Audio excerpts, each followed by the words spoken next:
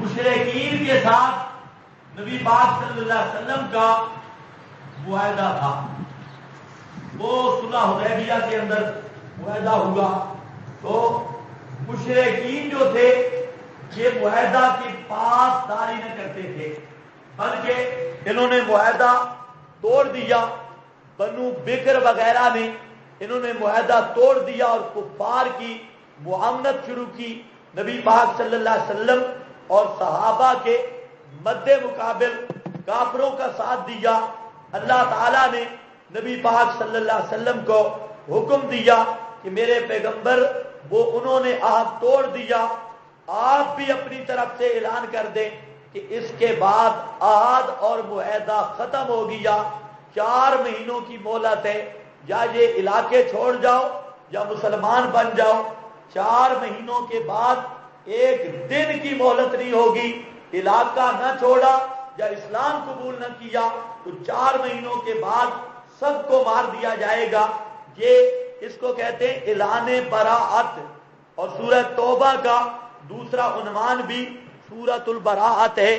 فرمایا براءۃ من اللہ ورسولہ، صاف جواب ہے اللہ کی طرف سے اور اس کے رسول کی طرف سے.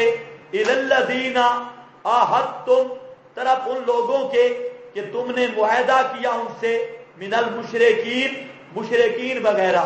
فسیحوا فی الارض 4 اشہر فاکتبوا وقولوا، یہ لکھ بھی لو، لکھ کر زمین میں پھیلا دو اور اعلان بھی کر دو. کتابۃ بھی براءۃ من اللہ، اللہ تعالی کی طرف سے معاہدے کا رفع کرنا یہ مشتہر کر دو اور قولن بھی مشہور کر دو. فسیحوا فی الارض، رہو زمین میں 4 اشہر، 4 مہینے. اوپر لکھے ہیں 4 مہینے کون سے؟ شوال، ذوالقعدہ، ذوالحجہ، محرم. یہ آیت نازل ہوئی شوال سن 9 ہجری کو. اور مکہ فتح کب ہوا تھا؟ او مولویو، مکہ کا فتح ہوا تھا 8 ہجری کو. اور یہ آیت نازل ہوئی 9 ہجری کو، شوال 9 ہجری. اب ذرا آیتوں کو سمجھنا بھی ہے. 4 اشہر، 4 مہینے، شوال، ذوالقعدہ، ذوالحجہ اور کیا ہے؟ محرم. وَاعْلَمُوا، یہ 4 مہینے رہو. 4 مہینوں کے بعد مشرکوں کی خیر نہیں، یا مسلمان ہو جاؤ یا پھر علاقہ چھوڑ جاؤ یا مرنے کے لیے تیار رہو. وَاعْلَمُوا، یقین کر لو، اَنَّکُمْ، بے شک تم نہیں عاجز کرنے والے اللہ کو عاجز نہیں کر سکتے. اور یہ بھی جان لو کہ بے شک اللہ مخذل کافرین، رسوا کرنے والا ہے کافروں کو. وَأَذَانٌ مِّنَ اللَّهِ، اور اطلاع دینا ہے اللہ کی طرف سے اور اس کے رسول کی طرف سے. إِلَى النَّاسِ، طرف لوگوں کے. یوم الحج الاکبر، دن حج اکبر کے دن لوگوں کو اطلاع دینا ہے. ان اللہ بریء، بے شک اللہ بری ہے، اللہ کی طرف سے صاف جواب ہے مشرکوں کو. ورسولہ، اور اس کے رسول کی طرف سے. فإن تبتم فہو خیر لکم، اگر تم توبہ کر لو فہو خیر لکم، یہ بہتر ہے واسطے تمہارے. وإن تولیتم، اور اگر تم نے اعراض کیا، فاعلموا انکم، پھر یقین کر لو بے شک تم نہیں عاجز کر سکتے اللہ کو. وبشر الذین کفروا بعذاب علیم، اور خوشخبری سنا دے ان کو جنہوں نے کفر کیا دردناک عذاب کی. الا الذین عاہدتم من المشرکین، مگر وہ جن سے معاہدہ کیا تم نے یعنی مشرکوں سے. ثم لم ینقضوکم، پھر انہوں نے ابھی تک ینقصوکم توڑا نہیں ہے شیئا ذرا بھی. ولم یظاہروا علیکم، اور نئی چڑھائی کی، تمہارے خلاف امداد کی، تمہارے خلاف کسی کی، فَأَتِمُّوا إِلَيْهِمْ عَهْدَهُمْ، بس پورا کرو طرف ان کے، عہد ان کا، اِلَى مُدَّتِهِمْ، ان کی مدت تک، ان اللہ، بے شک اللہ، یحب المتقین، پسند کرتا ہے دل سے ڈرنے والوں کو، تقوی والوں کو۔ اب دیکھو یہاں پر براءۃ من اللہ کا معنی کیا؟ شاہ عبد القادر کا معنی ہے صاف جواب ہے اللہ کی طرف سے اور اس کے رسول کی طرف سے۔ کن کو؟ الی الذین، ان مشرکوں کو، عاہدتم، جن کے ساتھ تمہارا معاہدہ تھا۔ یہ یاد رکھو یہ کون سے مشرک ہیں؟ مکہ والے مشرک نہیں، کیونکہ مکہ والے تو مسلمان ہو چکے تھے 8 ہجری کو، وہ تو سارے مان گئے۔ 8 ہجری کے بعد مکہ میں کوئی مشرک نہیں رہا۔ 8 ہجری سے آج تک مکہ میں مشرک کوئی نہیں۔ کوئی سمجھ آئی یہ بات؟ یوم الفتح، فتح کا دن وہ دن تھا، اور آج کے دن تک اللہ کے فضل سے کعبۃ اللہ مکہ معاہدوں کے پاس ہے۔ آپ نے دیا، آج تک توحیدیوں کے پاس ہے۔ رات بھی میں نے عرض کیا، نہ وہاں قبر چٹ کا حصہ ہے، نہ گھوڑے پرست کا حصہ ہے، اور نہ مودودی لم جبوج کا حصہ ہے، اور نہ ان کی نسلوں کا کسی کا حصہ بھی نہیں۔ خالص توحیدیوں کا مرکز آج بھی کعبۃ اللہ، اور کب سے آ رہا ہے؟ یوم فتح 8 ہجری، اور آج کیا ہو گیا؟ 1435 ہو گیا۔ 8 ہجری سے مکہ پر ہمارا قبضہ ہے، اور وہاں پر کوئی مشرک نہیں، بہت پرانا قبضہ ہے۔ مشرک جا ہی کیسے سکتا ہے؟ ان مشرکوں کے فوٹو لگے ہوئے ہیں جدہ ایئرپورٹ پہ کہ فلانا قادری آئے تو اس دجال کو کراچی پہنچا دو۔ کیا زندگی ہے مشرکوں کی؟ کہتے ہیں آج عید دی دہاڑ میں مدینے ہوا، مدینے عید کے دن مدینے ہوا، مدینے کی کرے آپ وہابیاں کو؟ عید دی دہاڑ میں مدینے ہوا، سارے وہابی۔ اب یہ جو ملتے ہیں نا سبز پگڑی والے ایک دوسرے کو، الصلاۃ والسلام علیک یا رسول اللہ، مدینہ مدینہ مدینہ، یہ ان کا سلام ہے، الصلاۃ والسلام علیک یا رسول اللہ، مدینہ مدینہ۔ یہ سلام بھی بے ایمانوں نے بدل دیا۔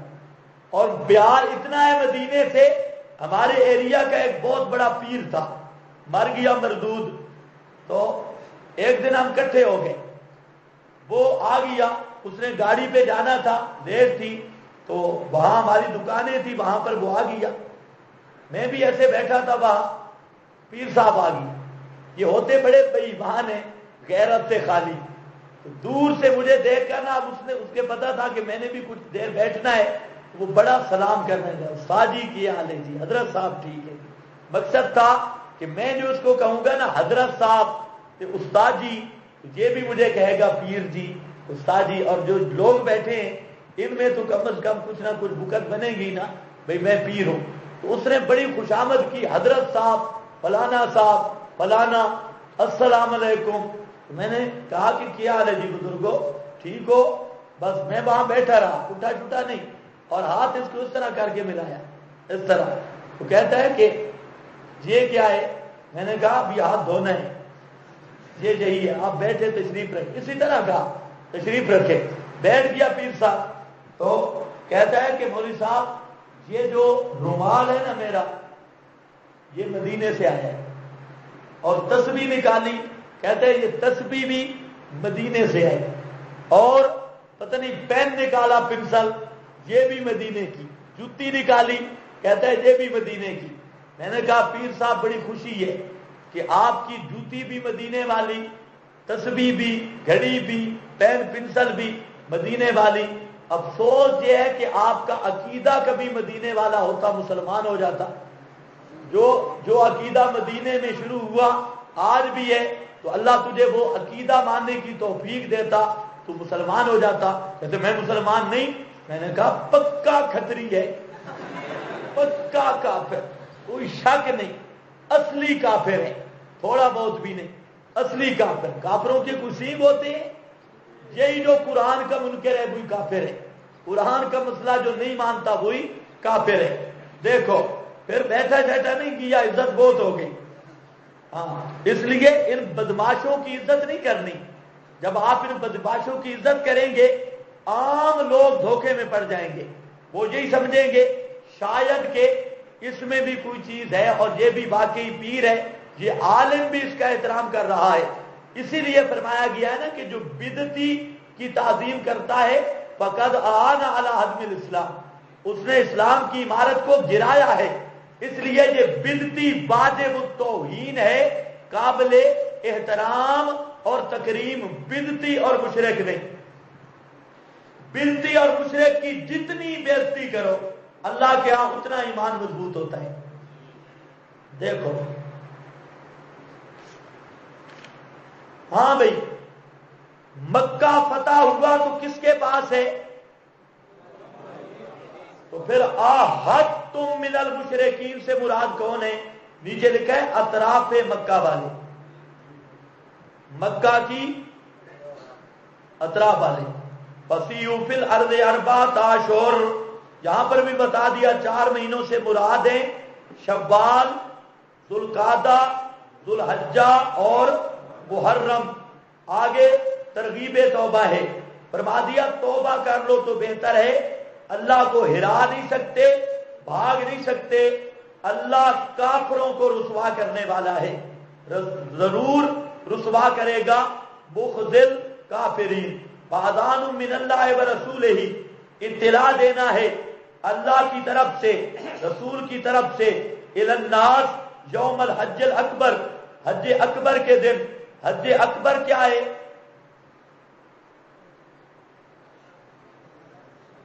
حج اکبر کیا ہے؟ 2 باتیں سمجھنی ہے۔ حج اکبر کے متعلق عوام میں یہ مشہور ہے کہ نامی کو جمعے کا دن آ جائے، نامی کو کیا آ جائے؟ حج کس دن ہو؟ جمعے والے دن، یعنی 9 ذی الحجہ کو جمعہ آ جائے، عوام کہتی ہے یہ حج اکبر۔ حالانکہ یہ میری جہالت ہے، غلط بات ہے۔ حجیں 2 ہیں، ایک ہے حج اکبر، یہ حج کو کہتے ہیں، اور ایک ہے حج اصغر، یہ عمرہ کو کہتے ہیں۔ جو عمرہ ہے یہ بھی حج ہے، لیکن عمرہ کیا ہے؟ حج اصغر۔ اور جو حج ہے جس کو ہم اپنی بولی میں حج کہتے ہیں عمرہ کے مقابلہ میں، تو اس کا نام کیا ہے؟ حج اکبر۔ خواہ وہ منگل کے دن ہو تب بھی حج اکبر ہے، بدھ کے دن ہو تب بھی حج اکبر ہے، اتوار کے دن ہو تب بھی حج اکبر ہے، ہفتے کے دن ہو تب بھی حج اکبر ہے، جمعہ کے دن ہو تب بھی حج اکبر ہے۔ تو اکبر مقابلے کس کے ہیں؟ اصغر کے۔ اور اصغر کیا ہے؟ عمرہ۔ اور اکبر کیا ہے؟ حج۔ یہ نامی ہجری کا حج تھا، اور اس حج کے امیر سیدنا صدیق اکبر رضی اللہ تعالی عنہ تھے۔ حضرت ابوبکر صدیق کی عمارت میں یہ حج ہوا، نبی پاک نے حضرت ابوبکر صدیق کو امیر الحج مقرر کیا۔ امام الصلاۃ بھی ابو بکر ہیں اور امیر الحج بھی ابو بکر ہیں۔ یہ اشارے تھے حضرت صدیق اکبر کی خلافت کی طرف۔ بہرحال الی الناس یوم الحج الاکبر، جب حضرت صدیق اکبر آگے جا پہنچے، پیچھے سے حضرت علی آئے۔ نبی پاک علیہ السلام نے حضرت علی رضی اللہ تعالی عنہ کو یہ برات کا اعلان دے کر بھیجا کہ آپ جا کر برات کا اعلان کریں۔ شیعہ یہاں پر بکواس کرتے ہیں کہ پہلے حضرت ابو بکر کو امیر حج بنایا، پھر وہ عمارت منسوخ کر کے، اب ٹھیک ہے،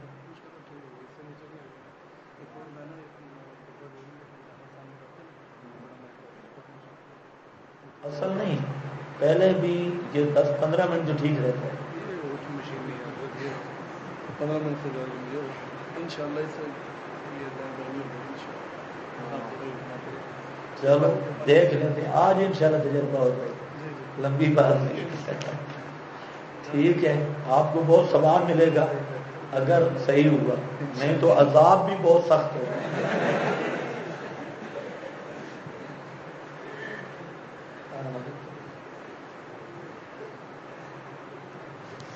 اچھا جی دیکھو، یوم الحج اکبر کیا بات کر رہا ہوں؟ حج کے امیر کون تھے؟ حضرت ابو بکر صدیق رضی اللہ تعالیٰ عنہ۔ اب سستی شستی نہ کرو، ہاں لاؤڈ سپیکر جب تک چلتا ہے تو بولتے رہیں، اور جب بند ہو گیا تو پھر بس کر دیں گے۔ ہاں بھائی، یوم الحج اکبر امیر ابو بکر صدیق تھے رضی اللہ تعالیٰ عنہ۔ پیچھے حضرت علی کو نبی پاک صلی اللہ علیہ وسلم نے برات کا اعلان کرنے کے لیے بھیجا۔ اس سے شیعوں نے بات کا بتنگڑ بنایا، کہتے ہیں کہ حضرت ابو بکر کو امیر بنایا لیکن پیچھے حضرت علی کو بھیج دیا اور ابو بکر کی امارت کو ختم کر دیا۔ نبی پاک علیہ السلام نے منسوخ کر دیا کہ اب امیر حضرت علی ہوں گے۔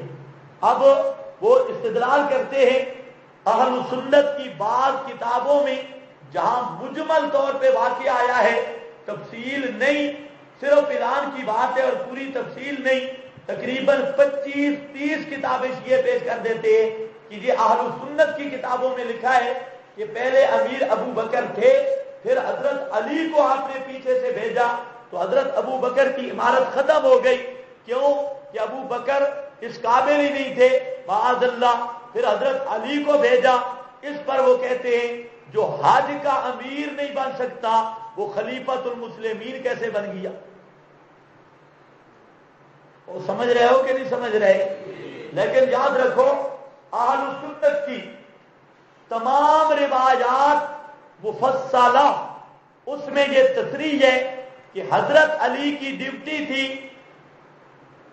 برات کے اعلان کرنے کی۔ کیا کرنے کی؟ بولو بولو، برات کا۔ لیکن حج کے امیر ابو بکر صدیق ہی رہے، بلکہ حضرت علی نے خود پوچھا ابو بکر صدیق سے، بلکہ حضرت صدیق نے پوچھا حضرت علی سے امیر ہے یا مامور ہے؟ جب پیچھے سے پہنچے انہوں نے کہا نہیں، امیر تو ہے، میں مامور ہوں، میں نے صرف اعلان کرنا ہے، یہ برات من اللہ ہے و رسول ہی، اعلان پر میری ڈیوٹی ہے، امیر بدستور آپ ہے۔ اب ذرا خیال کرو، یہ اہل سنت کے ہاں قطعی مسئلہ ہے کہ حضرت صدیق آخر تک امیر رہے، حضرت علی مامور رہے، اور حضرت علی نے اعلان کیا۔ اب یہ سوال کہ حضرت علی نے اعلان کیوں کیا، حضرت صدیق نے اعلان کیوں نہیں کیا؟ امیر وہ تھے تو اعلان کے لیے حضرت علی کو کیوں بھیجا؟ اس کے جواب آپ کے علماء نے کئی دیے، لیکن ایک جواب میں خود دیتا ہوں کیونکہ یہ تفسیر کا مسئلہ تو نہیں، رد مذاہب باطلہ میں ہم کسی کی رائے کے پابند نہیں، باقی علماء نے بھی اس کے جواب دیے، لیکن میں یہ کہتا ہوں کہ حضرت علی کو برات کا اعلان سورۃ البرات پڑھنے کا اس لیے حکم دیا کہ سورہ توبہ یہ مشتمل تھی فضائل صدیق پر۔ سورہ توبہ مشتمل تھی کس پر؟ فضائل صدیق پر۔ آگے آ رہا ہے اخرجہ الذین کفروا، ہاں سب سے زیادہ فضائل صدیق اکبر کے سورہ توبہ میں بیان ہوئے، تو حضرت علی کی ڈیوٹی لگی کہ حج کا موسم ہو، ابو بکر صدیق امیر ہوں اور امارت صدیق میں فضائل صدیق کا اعلان علی کر دے تاکہ کل کوئی کافر علی کا نام لے کر صدیق کو بھونک نہ سکے۔ نعرہ تکبیر، مولانا اسلام حضرت مولانا خضر حیات صاحب۔ میں نے پہلے کہا نعرہ صرف تکبیر لگایا کرو، اتنے آپ کا دماغ ٹھیک ہے، میں تو زندہ بیٹھا ہوں اور اتنا جلدی انشاءاللہ نہیں بنتا۔ میں تب مروں گا کہ کوئی میری سیٹ پہ آئے گا، ایسے نہیں مرتا۔ کوئی آ جائے تو پھر کوئی مسئلہ بھی نہیں، پھر موت سے خطرہ بھی نہیں، موت سے پھر کوئی خطرہ نہیں، لیکن ابھی تک انشاءاللہ کچھ دن ہیں، ابھی کام بہت باقی ہے۔ ہاں بھائی دیکھو اس لیے میرا فکر کرنے کی ضرورت نہیں. نعرہ مسلمانوں کا ایک ہی ہے، نعرہ تکبیر، اور کوئی نعرہ نہیں. زندہ باد تشندہ باد. ہاں عبد الرحمان کو ایک خصوصیت ہے، یہ چاہے جو نعرہ بھی لگا ہے اس کا جواب دینا ہے. اور کوئی لیکن ابھی نہیں لگا نا، رات کو نعرہ. ویسے عبد الرحمان ایک نعرہ سنا، ہمارے حاجی صاحب آئے ہیں، حاجی صاحب بھی آپ کا نعرہ سن کے دیں. نعرہ لگا ذرا اٹھ کے حاجی صاحب آئے، حاجی صاحب کو سناؤ نعرہ. سامنے وہ حاجی صاحب کے سامنے کھڑے ہو کے نعرہ لگا. یہ صاحب میگ نہیں خراب کرنا، ادھر وہ سامنے حاجی صاحب بیٹھے، ادھر کرو نا، ادھر جگہ دو یار، راستہ دو. ہاں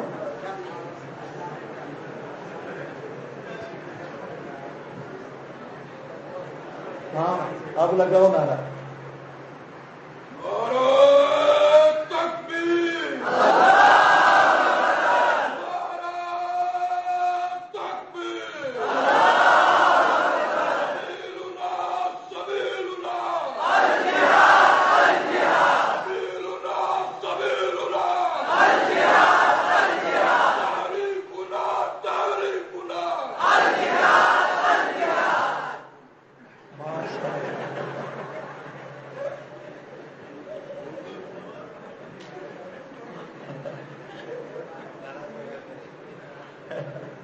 اچھا جی، ہاں یہ ہے نا، یہ اصل نعرہ ہے. لگاتا تھا تو جب نعرہ تو خیبر توڑ دیتا تھا. یہ ہے خیبر توڑنے والا نعرہ. ہاں بھائی آپ بات میری سمجھ گئے یا نہیں؟ جی امیر ابو بکر تھے اور سورہ توبہ علی نے کیوں پڑھی؟ اور سمجھے یا نہیں سمجھے؟ یہ شیعہ سوال کرتے ہیں. ایک شیعہ نے مجھ سے، ایک شیعہ کا وکیل تھا، اس نے یہ سوال کیا مجلس میں. کہتا ہے کہ حضرت علی نے برات کا اعلان علی نے کیا یا صدیق نے؟ میں نے کہا حضرت علی نے. کہتا ہے سورہ توبہ حضرت علی نے پڑھی یا ابو بکر نے؟ میں نے کہا حضرت علی نے. کہتا ہے کیوں؟ امیر پھر ابو بکر ہوں اور توبہ پڑھے علی، کیوں؟ میں نے کہا بچوں سن، اس لیے کہ سورہ توبہ میں تھے فضائل صدیق، اور اللہ تعالیٰ کو منظور یہ تھا اور نبی پاک کو منظور یہ تھا کہ حج کا موسم ہو، ساری دنیا کٹھی ہو، ابو بکر امیر ہوں اور ابو بکر کی عمارت میں حضرت علی سورہ توبہ پڑھ کے ابو بکر کے فضائل کو بیان کرے تاکہ قیامت تک کوئی کتا ابو بکر کو بھونک نہ سکے. اصل وجہ یہ تھی. تو اب اس کا دے جواب کیوں پڑھی؟ کیوں کے بڑے جواب ہیں. آپ کے بزرگوں نے بھی کچھ جواب لکھے. حضرت صدیق نرم دل تھے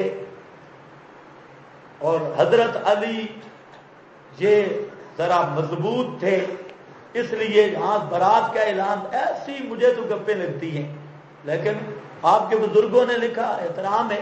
بہرحال بات وہی ہے، 100 سنار کی ایک لوہار کی. ہمیں ادھر جانے کی ضرورت نہیں. حضرت صدیق نے نہیں پڑھی، علی نے پڑھی اس لیے کہ فضائل صدیق تھے اور بطور اتمام حجت کے پڑھی. آگے آ رہے ہیں فضائل صدیق بھی. یہاں تک سمجھ گئے یا نہیں سمجھ گئے؟ ان اللہ بریء من المشرکین، اللہ بری ہے، بیزار ہے مشرکوں سے، اور اس کا رسول بھی. مطلب کیا ہے؟ سارے معاہدے ختم. اب 4 مہینے حج اکبر کے دن جب اعلان کرنا ہے، 4 مہینوں کا نہیں کرنا، 2 مہینے گزر جائیں گے. شوال اور 7 والا مہینہ آگے ذی-قعدہ، پھر ذی الحجہ ہوگا.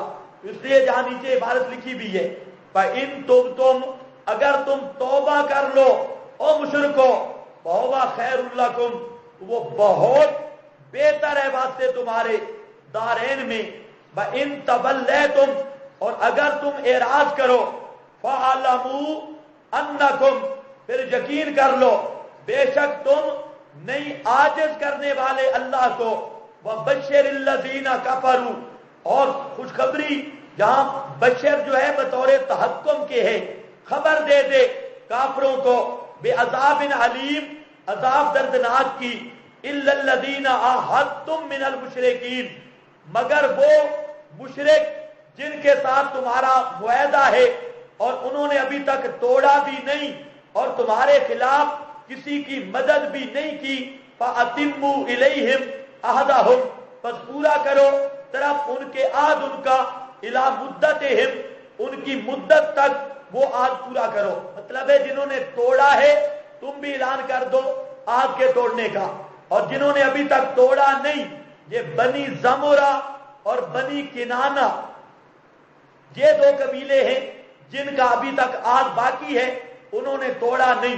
فرمایا پھر تم بھی نہ توڑو، اس عہد کو پورا کرو مدت تک۔ ان اللہ یحب المتقین، بے شک اللہ پسند کرتا ہے متقین کو۔ فَإِذَا انْسَلَخَ الْأَشْهُرُ الْحُرُمُ، اور جب گزر جائیں الاشہر الحرم، یاد رکھو یہاں الاشہر الحرم سے کیا مراد ہے؟ یہ وہ حرمت والے مہینے نہیں، اور 4 مہینے جو حرمت والے ہیں بعد نے وہ لیے، یہاں اشہر حرم سے مراد معاہدے والے مہینے ہیں۔ او بزرگوں، کون سے مہینے ہیں؟ معاہدے والے۔ ایک تو ہیں حرمت والے مہینے جن میں قتال جائز نہیں تھا، وہ مہینے مراد نہیں، بلکہ شوال، ذی-قعدہ، ذی الحج، محرم، یہ جو 4 مہینے کی مہلت دے دی گئی، یہ مہلت والے مہینے ہیں، اور یہ دوسرے اشہر حرام معروف نہیں ہیں، اس لیے خیال کرنا۔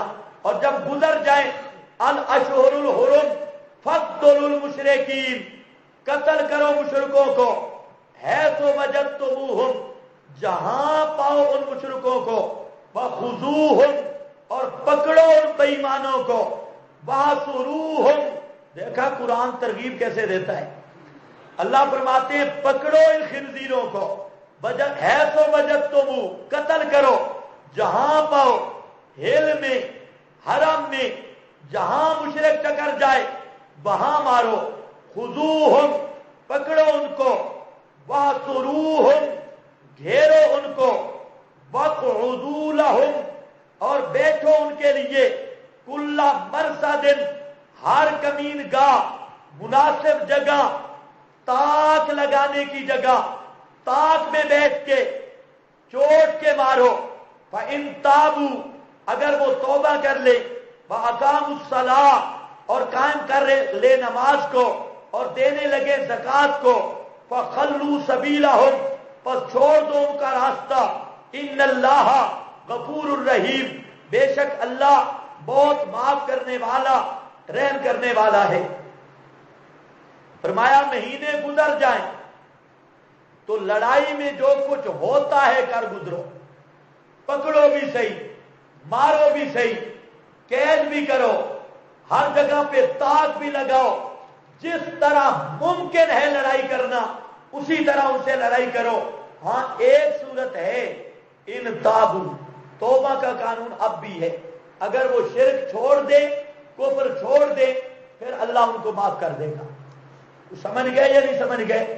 فَإِنْ أَحَدٌ مِّنَ الْمُشْرِكِينَ، اور آ گیا ان احد، اگر کوئی مشرکوں کا استجارہ کا تجھ سے پناہ حاصل کرے، فَأَجِرْهُ، پس اس کو پناہ دے، حَتَّى يَسْمَعَ کلام اللہ، حتیٰ کہ سن لے اللہ کے کلام یعنی قرآن کو، ثم ابلغہ، پھر پہنچا دے اس کو اس کی امن کی جگہ۔ ذالکہ، یہ حکم پناہ دینے والا اس لیے ہے، بِأَنَّهُمْ قَوْمٌ لَا يَعْلَمُونَ، اس وجہ سے کہ وہ ایسی قوم ہے جو جانتی نہیں ہے، پورے دین کو سمجھتی نہیں ہے، وہ ان کو اجازت ہے۔ اس کا کیا مطلب ہے؟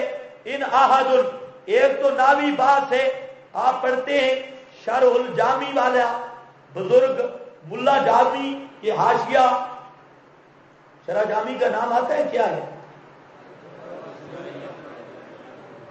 ماشاء اللہ، یہ بھی آپ کی کرامت ہے، شرح جامی کا نام آ جانا یہ کرامت سے خالی نہیں۔ ورنہ وفاق المدارس والے بدماشوں نے علم کو ایسے ذبح کیا ہے کہ جس کی مثال ہی کوئی نہیں ہے۔ یہ جو وفاق المدارس کا مدرسہ، آپ تو سمجھتے ہیں نا کہ دین کی بڑی خدمت ہو رہی ہے، یہ جتنا نقصان ہے دین کا اتنا شاید کوئی نقصان ہو۔ وفاق المدارس خود ان دوسرے حضرات کی اس طرح سمجھو امریکہ کے تحت چلتا ہے اور کافروں کی سرپرستی میں چلتا ہے۔ ویسے وہاں کا سرپرست تو مولانا سلیم اللہ خان ہے، میں اس کو کافر نہیں کہہ رہا، کوئی سمجھے کہ مولانا سلیم اللہ خان کو امریکہ گرا رہا تو ہاں کوئی شرطے ہوتے ہیں نا، اصل ساری ایجنسیاں چلا رہی ہے۔ اور یہی وجہ ہے کہ ان ایجنسیوں نے وفاق المدارس کو اتنا خراب کر دیا۔ اگر آپ صحیح معنوں میں دیکھیں، آج مدرسوں سے مولوی کوئی بھی فارغ نہیں ہو رہا، یہ پتہ ہے آپ کو۔ آپ نے ناراض نہیں ہونا، آپ مفتی اعظم تو بیٹھے ہیں اور امام بھی بیٹھے ہیں بڑے بڑے، لیکن میں یہ دعویٰ کرتا ہوں کہ جو وفاق المدارس کا نصاب پڑھ کے فارغ ہو رہے ہیں ان میں ایک بھی مولوی نہیں، ایک بھی نہیں۔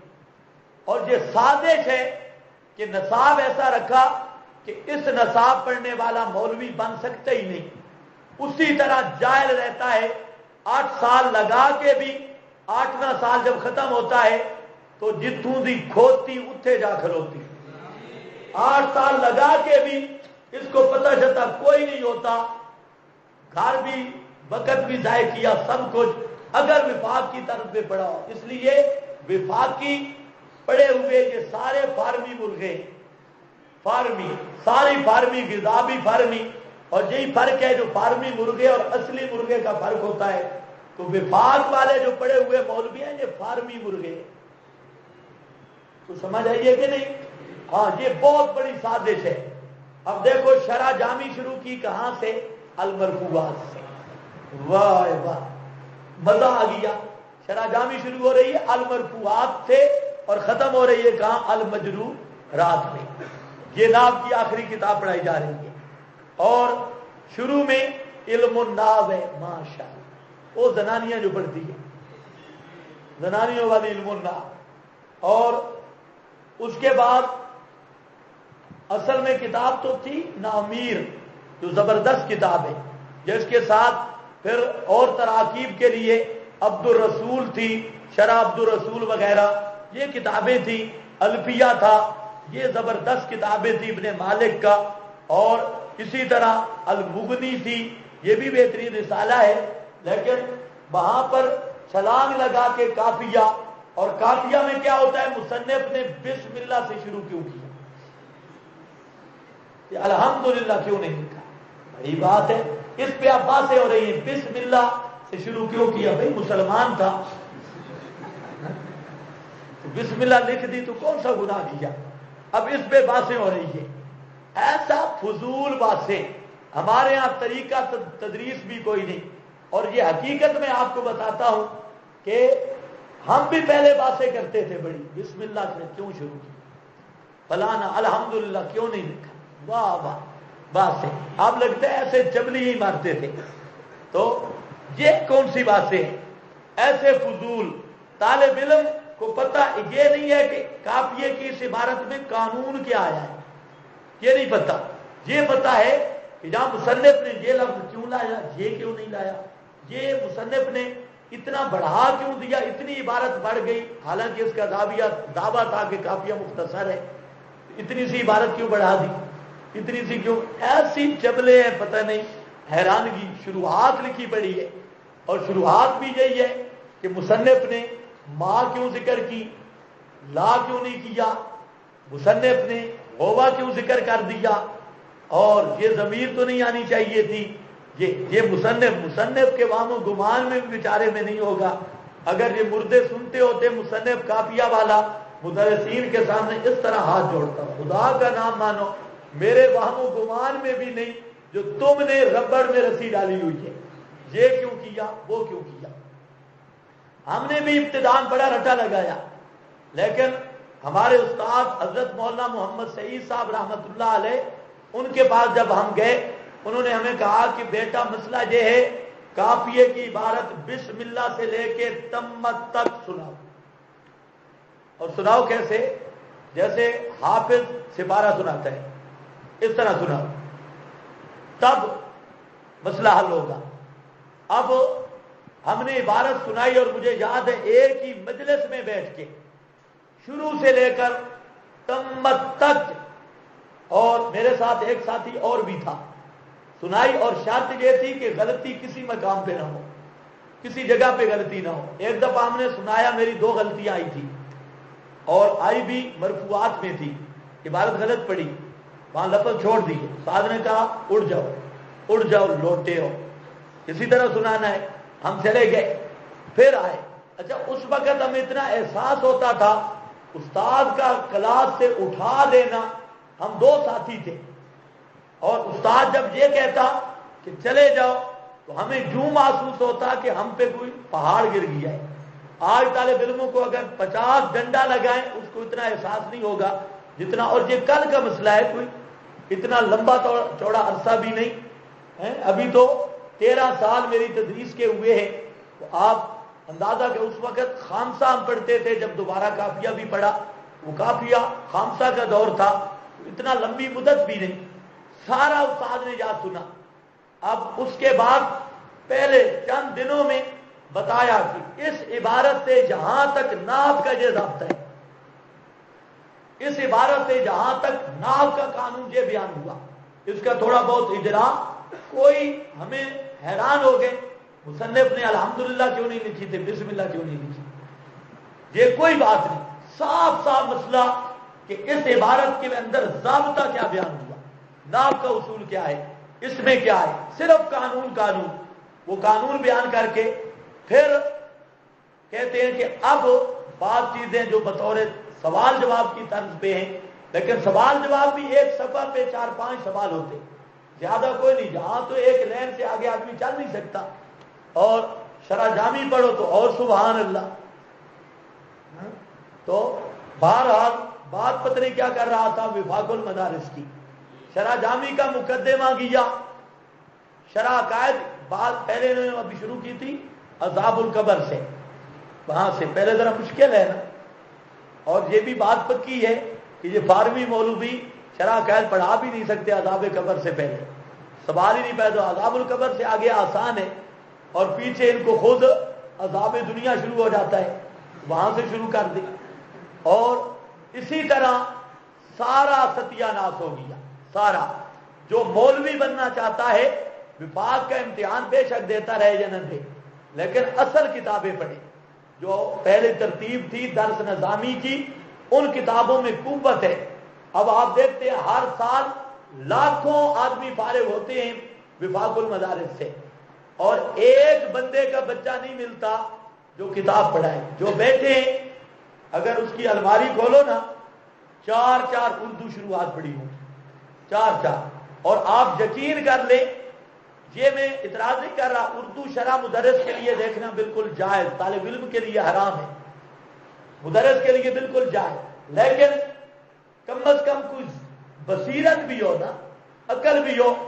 اردو شروعات کوئی بھی اٹھا کے بیٹھ جاؤ، جہاں پر اصل مقام ہے. ان شرح والوں کو بھی کوئی سمجھ نہیں ہے. یہ تاجر قسم کے لوگ تھے، پیسے ملے، انہوں نے شروعات اردو میں لکھ دی. اردو شرح کتاب کے ساتھ نہیں بولتی، کتاب کچھ کہتی ہے اور یہ میبزی جیسے شرح ہے. میبزی والا متن کچھ کہتا ہے اور میبزی والا بزرگ کا تبصرہ ہے کہ نیا ہوتا ہے، متن کو کبھی قریب ہی نہیں جاتا. اگر آپ دیکھ لیں اسی طرح تلوی والا بزرگ ہے، یہ لاہور جا رہا ہے، اور توضیح والا یہ کراچی جا رہا ہے. اس کی شرح ہے. بس اعتراض ہی کرنے، یوں نہیں تھا، یوں ہونا چاہیے، یہ صلہ غلط ہے، یہ فلاں غلط ہے، یہ فلاں، خواہ اعتراض کرنا مقصد ہے. تو مقصد کیا ہے کہ اردو شروحات بالکل مسئلہ حل نہیں کرتی، اور کوئی ایسا عالم نہیں جس کی اردو شرح پر اعتماد کیا جا سکے. اور جو عالم ہوں وہ یہ فضول کام کرتے ہی نہیں. یہ فضول آدمی وہی ہوتا ہے جو عالم نہ ہو اور کوئی نہ کوئی اردو شرح کو ادھر سے نقل ماری، کوئی ادھر سے یہ لکھ دی.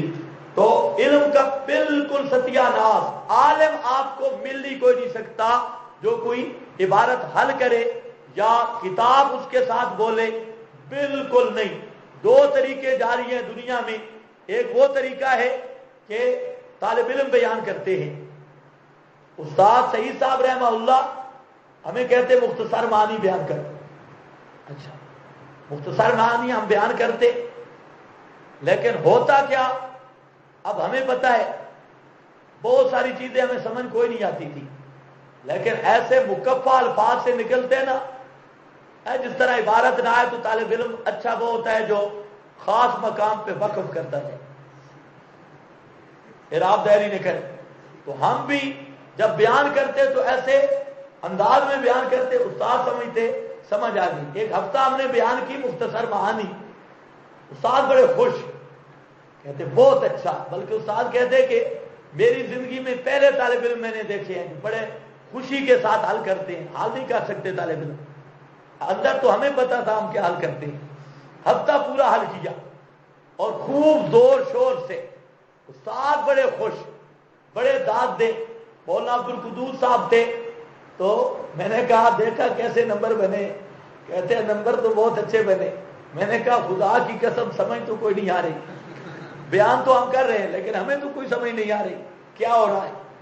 اب کہتا ہے مولانا کہتے ہیں کہ استاد جی کو بتانا نہیں ہے، استاد خوش ہے بس ٹھیک ہے پڑھتے رہو۔ میں نے کہا ایسا نہیں، پھر فائدہ کیا پڑھنے کا، اگر اس طرح بیان کرنا ہے تو اس طرح تو ہم گھر بیٹھ کے بیان کر سکتے تھے، جہاں بلند کے ٹیلوں پر آنے کی ضرورت کیا ہے۔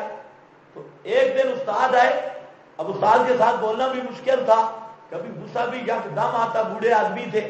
تو اب بات ہوئی، استاد کہتے ہیں سناؤ کیا حال ہے۔ میں نے کہا استاد جی ایک بات کرتا ہوں۔ کہتے ہیں کیا؟ میں نے کہا استاد جی جو مختصر معانی ہے نا، استاد اب بڑی خوشی سے سن رہے ہیں۔ میں نے کہا ہاں۔ میں نے کہا استاد جی ایک لفظ بھی سمجھ نہیں آ رہا۔ کہتے ہیں نہیں آ رہا، سناتے۔ میں نے کہا ایسے ہم لگے رہتے ہیں، بس ہم اتنا اندازہ کرتے ہیں کہ یہ ترجمہ اور یہ مطلب بنتا ہے، ہمیں پتہ رہتا کوئی نہیں ہوتا، اندازہ ہوتا ہے کہ یہ مطلب ہے، ترجمہ کر دیتے ہیں اور کچھ چونکے چنانچے کر کے آگے نکل جائے، سمجھ کوئی نہیں۔ تو پھر استاد نے کہا کہ آپ بہانہ بناتے ہیں، سنانی نہ پڑے، مطالعہ کرنا پڑتا ہے۔ تو میں نے کہا استاد جی صاف بات ہے۔ عبد القدوس صاحب کو بلایا، کہا ہاں بھائی اب یہ چپ کچھ نہیں کہتا، تو اب یہ بڑے صاحب میں تو چھوٹا تھا، تو کہتے ہیں چلو آپ تکرار کیا کریں۔ میں نے کہا جب سمجھ اس کو بھی نہیں آتی مجھ کو بھی تکرار کس کا کرے، تکرار تو تب کرے سمجھ آئے۔ تو پھر یہ ہوتا کہ استاد کہتے کہ پہلے بیان تم کرو لیکن میں پھر سمجھا دوں گا، پھر استاد سبق پورا سمجھاتے۔ اور آج کل کیا ہوتا ہے کئی جگہ پہ یہ انی کا طریقہ یہی ہے، انی و میاں بال، وہ یہی ہوتا ہے طالب علم بیان کرتا ہے اور استاد سنتا ہے۔ اب آج کا طالب علم کتاب حل کر کے بیان کرے، ای خیال استو محال استو جنو، یہ کون سی بات ہے؟ ہاں اس میں یہ ہوتا ہے مدرس کا وقت بچ جاتا ہے، بولنا نہیں پڑتا، یہ ضرور ہوتا ہے۔ ورنہ میں کہتا ہوں جو طالب علم زیادہ کہتا ہے نا میں کتاب حل کرتا ہوں، بڑی کتابیں چھوڑو، رابعہ سے نیچے کوئی ایک کتاب اٹھا لے اور صرف ایک صفحہ حل کر کے دے، مصنف نے کیا کہا ہے، مقصد کیا ہے، سوال ہی نہیں پیدا ہوتا۔ 10 سال مدرس بھی جھوٹ بولتا ہے۔ یہ ہمارے استاد قاضی حمید اللہ صاحب رحمت اللہ علیہ کا تجربہ تھا اور بالکل صحیح تھا۔ اب ہم جو 10 سال پہلے کتابیں پڑھاتے، اللہ کے فضل سے ابتدا سے کتابیں اچھی پڑھی، اچھی پڑھائیں، ساری کتابیں اولا سے لے کر موقوف علیہ تک تمام اسباب بھی میں نے خود پڑھائے ہیں۔ آپ نے ماننا شاننا کوئی نہیں، یہ کیسے، یہ ان طالب علموں سے پوچھ رہے ہیں پڑھا ہے، اور وہ آج سارے مدرسین ہیں، اور یہ چند دن پہلے کی بات ہے۔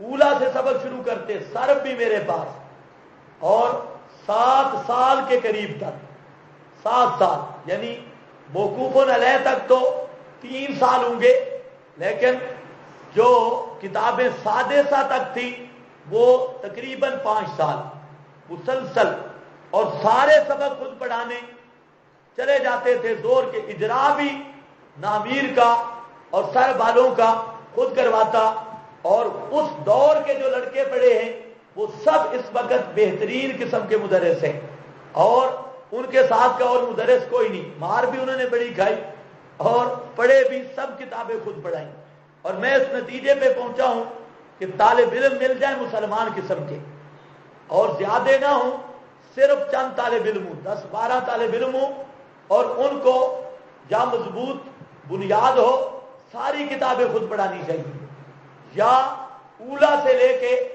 آخر تک جتنے عام اسباق ہیں خود پڑھانے چاہیے۔ جب تک ایک مدرس یہ سارے اسباق نہیں پڑھاتا استعداد پیدا نہیں ہو سکتی۔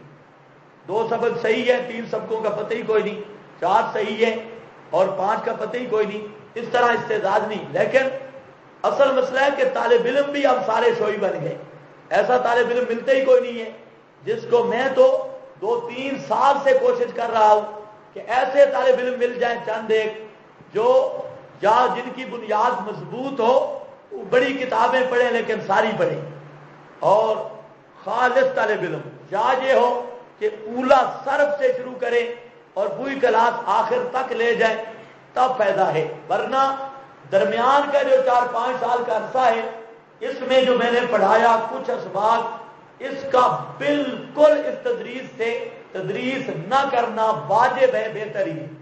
اس تدریس کا کوئی نتیجہ نہیں، کوئی فائدہ نہیں، ایک کتاب پڑھاؤ، آدھی پڑھاؤ، کوئی کخ نہیں فائدہ اس تدریس کا۔ جو پڑھاؤ تو صحیح پڑھاؤ، نہیں تو بالکل نہیں، بندے نہیں بنتے۔ تو مقصد یہ ہے آپ کو بتلانے کا کہ اس طرف بھی توجہ ہونی چاہیے کہ آدمی عالم بنے تو تکڑا سا، نہ بنے تو پھر علماء کو بدنام نہ کرے، وہ دوسرے بڑی فیلڈیں ہیں، قرآن پاک آ جائے اور مسئلہ سمجھ جائے، مسئلہ بیان کرنے والا بن جائے، لیکن مدارس کو خراب نہ کرے۔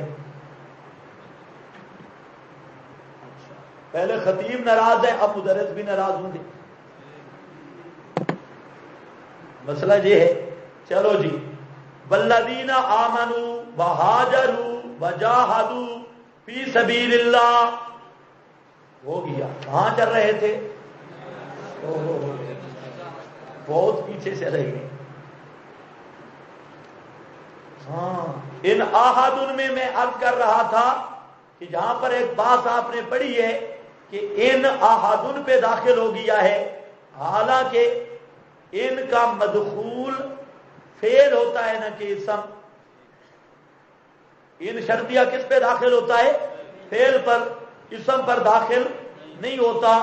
تو وہاں پر جہاں آپ نے پڑھا تھا کہ فعل کا حذف کرنا واجب ہوتا ہے، او بزرگوں، اس میں ایک مقام یہ بھی پڑھا تھا کہ اصل عبارت تھی ان استجارک احد من المشرکین، نستجارہ کا، یہ دوسرا استجارہ کا، پہلا استجارہ کا حذف کیا، اس حذف سے ابہام پیدا ہوا، اس ابہام کو دور کرنے کے لیے استجارہ ثانی لایا گیا، اور ضابطہ ہے کہ فعل کے جو حذف سے ابہام ناشی ہو، اس ابہام کو دور کرنے کے لیے جو مفسر لایا جائے، تو مفسر اور مفسر کا اجتماع یہ جائز نہیں ہوتا۔ ویسے یہ جو کہا جاتا ہے مفسر اور مفسر کا اجتماع درست نہیں، یہ ناقص ضابطہ ہے۔ ایسے مفسر اور مفسر جہاں تفسیر لائی گئی ہو ابہام کو دور کرنے کے لیے، تو وہاں مفسر اور مفسر کا اجتماع نہیں ہو سکتا، تو یہاں پر بھی پہلے استجارہ کو وجوباً حذف کر دیا۔ معنی کیا ہوگا؟ اگر پناہ مانگے تجھ سے کوئی مشرکوں کا، پناہ مانگ کے آئے، فاجر ہو، اس کو پناہ دے۔ پناہ کا مطلب کیا ہے؟ اگر مشرکین میں سے کوئی آدمی تمہارے پاس قرآن سننے آ جائے، اگر مشرکوں سے کوئی آدمی تمہارے پاس قرآن سننے آئے تو اس کو پھر پناہ دینی ہے، اس کو کہنا کچھ نہیں۔ سمجھ رہے ہو کہ نہیں؟ اس کو کچھ نہیں کہنا۔ حتیٰ یسمع کلام اللہ، حتیٰ کہ سن لے اللہ کے کلام۔ یا تو مراد ہے مطلق دین، احکام دین، یا مراد جو ظاہر ہے وہ کلام اللہ، خود کتاب اللہ اور قرآن ہے۔ ثم پھر پہنچا دے اس کو امن کی جگہ، ذالک یہ اس لیے ہے کہ وہ قوم ایسی ہے لا یعلمون جو جانتی نہیں. کیف یکون للمشرکین عہد، معنی اول کا جواب، ہاں یہاں پر جہاد سے کچھ رکاوٹیں اور موانع بیان ہوں گے. یہاں سے مضمون شروع ہو رہا ہے جہاد سے کچھ رکاوٹیں اور کچھ موانع. پہلا معنی اور پہلی رکاوٹ یہ سوال تھا کہ ان مشرکوں سے ہم کیسے لڑیں. یہ تو بڑے نیک اور بڑے صوفی ہیں، مسجد حرام کے متولی ہیں، مسجد حرام کو انہوں نے آباد کیا، تو ان کے ساتھ لڑائی کیسے ہو سکتی ہے؟ اور سن رہے ہو کہ نہیں؟ پہلا کیا معنی تھا؟ معنی اول، انہوں نے مسجد حرام کعبۃ اللہ کو آباد کیا ہوا ہے، حاجیوں کی خدمت کرتے ہیں، کعبۃ اللہ پر خرچ کرتے ہیں، مسجدیں بنائی ہوئی ہیں، تو مسجد کعبۃ اللہ کے مجاور اور حاجی ہیں، ان کو ہم کیسے ماریں؟ ایسے نیک آدمیوں کو کیسے قتل کریں؟ اللہ نے فرمایا یہ بڑے بے ایمان ہیں، ان کو نیک نہ سمجھو. باقی رہ گیا مسجد حرام کو آباد کرنا. مشرک کا کام کیا ہے مسجد میں آنا؟ مشرک جائے درباروں پر. او بزرگوں، مسجد حرام کو جو آباد کیا یہ مانے اللہ تعالیٰ اس کا جواب دیں گے. مشرک کا کوئی حق نہیں مسجد میں آنے کا. مشرک جائے تعدیہ تبوتوں پر، مشرک جائے قبروں پر. مسجدوں میں کیا رکھا ہے مشرک کے لیے؟ اس لیے ان کو قتل کرو، چاہے کعبۃ اللہ کے بانی کیوں نہ ہوں، ہیں مشرک اور مشرک کو معافی نہیں مل سکتی. کیف یکون، اچھا میں نے تقریر عکس کر دی. پہلا معنی یہ نہیں، آپ نے بھی نہیں بتایا. پہلا معنی احد، پہلا آگے معنی یہ بھی آئے گا کہ یہ نیک آدمی ہیں، مسجدیں تعمیر کرنے والے، ان کو ہم کیسے ماریں، ان سے جہاد کیسے کریں. لیکن پہلا معنی اور ہے، میں نے بھی عکس کہہ دیا اور آپ بھی ماشاءاللہ سارے علماء بہت اچھے ہیں. بہت اچھا وہ ہوتا ہے جو کسی کو کچھ نہ کہے. آپ کو اعتماد ہے، خوب سیدھا چلے تب بھی ٹھیک، الٹا چل پڑے تب بھی ٹھیک. آپ نے دوسری بات تو کرنی کوئی نہیں. ہاں بھئی پہلا معنی کیا ہے کہ مشرکوں کے ساتھ عہد ہے. مشرکوں کے ساتھ کیا ہے؟ بولو بولو، مشرکوں کے ساتھ عہد معاہدہ ہے. جب ان کے ساتھ معاہدہ ہے تو لڑائی کیسے کریں؟ اللہ نے فرمایا مشرکوں نے خود عہد توڑا ہے. جب مشرکوں نے توڑ دیا تو توڑا انہوں نے ہے، لہذا ان کو معاف نہیں کرنا. یہ پہلا جواب. کیف یکون للمشرکین، کیسے ہوگا واسطے مشرکوں کے، عہد عند اللہ، عہد اللہ کے ہاں، وعند رسولہ، اور اس کے رسول کے ہاں، الا الذین عاہدتم عند المسجد الحرام، مگر وہ لوگ جنہوں نے معاہدہ کیا مسجد حرام کے پاس. یہ کون ہے؟ وہی بنو زمرہ اور بنو کنانہ المدارک، وہ خاص گروہ جنہوں نے عہد توڑا نہیں، ان کو مستثنا کیا. فَمَسْتَقَامُوا لَكُمْ فَاسْتَقِیمُوا لَهُمْ، جب تک وہ عہد نہ توڑیں تم بھی عہد نہ توڑو، اسی طرح مضبوط رہو. ان اللہ، بے شک اللہ، یحب المتقین، پسند کرتا ہے متقین کو، عہد شکنی سے بچنے والوں کو. کیفا بَإِن يَظْهَرُوا عَلَيْكُمْ لَا يَرْقُبُوا فِيكُمْ إِلًّا وَلَا ذِمَّةً. اب ذرا خیال کرنا ہے، اعادہ برائے بودِ عہد، برائے بیان علت. فرمایا کیفا، ان کے ساتھ معاہدہ کا لحاظ ہو کیسے سکتا ہے؟ اِن يَظْهَرُوا، اگر وہ غلبہ پائیں تم پر، لا يَرْقُبُوا، نہیں لحاظ کریں گے، فیکم تمہارے اندر، اِلًّا رشتہ داری کا، بلا ذمتاً اور نہ عہد کا. خوش کرتے ہیں تم کو اپنے منہوں سے، وَطَابَ قُلُوبُهُمْ، اور انکار کرتے ہیں دل ان کے، وَأَكْثَرُهُمْ فَاسِقُونَ، اور اکثر ان کے فاسق ہیں، حد سے نکلنے والے ہیں. کیا مطلب؟ اللہ فرماتے ہیں کہ مشرک جب عہد کا پاس نہیں کرتے، اگر انہیں موقع مل جائے انہیں نہ تمہاری رشتہ داریوں کا لحاظ آئے گا نہ انہیں تمہارے عہد کا، تو پھر تم کس لیے ان کا لحاظ کرتے ہو؟ او بزرگوں، جب مشرک کو لحاظ نہیں تو تم ان کا کیوں لحاظ کرتے ہو؟ یہ کون سا ضابطہ ہے؟ یرضونکم، مشرک خوش کرتے ہیں تم کو اپنی زبانوں سے. وہ خوش کیا کرتے ہیں؟ جی ہم عہد پہ پکے ہیں، ہم عہد نبھائیں گے، حالانکہ تابع قلوبہم، ان کے دل منکر ہیں، انکار کرتے ہیں، اور اکثر ان کے شریر ہیں، شرارتی ہیں، وہ شرارت کے بغیر رائے نہیں سکتے. اشتراؤ، انہوں نے اختیار کیا اللہ کی آیات کے بدلے ثمنن قلیلا، مول تھوڑا. مول تھوڑا کیا مطلب؟ یعنی بجائے آیات الہیہ پر عمل کرنے کے خواہشات دنیا کے پیچھے لگ گئے. جہاں ثمن قلیلا سے مراد احبا اور شہواتہم الباطلہ، ان کی باطل شہوات ہے، ان کے پیچھے لگ گئے اور اللہ کی آیات کی طرف کان دھرے نہیں. آج بھی ایسے ہے کہ نہیں؟ آپ کو پتا ہے کہ آج سب سے بڑی عبادت کون سی ہے؟ جی سب سے بڑی عبادت کیا ہے؟ ہاں مولویوں، سب سے بڑی عبادت صدقہ کرنا ہوگا، سب سے بڑی عبادت جہاد ہوگا، سب سے بڑی عبادت حج کرنا ہوگا. ایک بھی نہیں، سب سے بڑی عبادت قرآن سمجھنا ہے. یہ آپ کو سمجھ آ گئی ہے؟ سب سے بڑی عبادت کیا ہے؟ قرآن کو سمجھنا. قرآن سمجھنے سے بڑی عبادت کوئی بھی نہیں. جہاد بھی فہم قرآن کو نہیں پہنچ سکتا. کچھ سمجھ بھی آئی کہ نہیں؟ سب سے بڑی عبادت.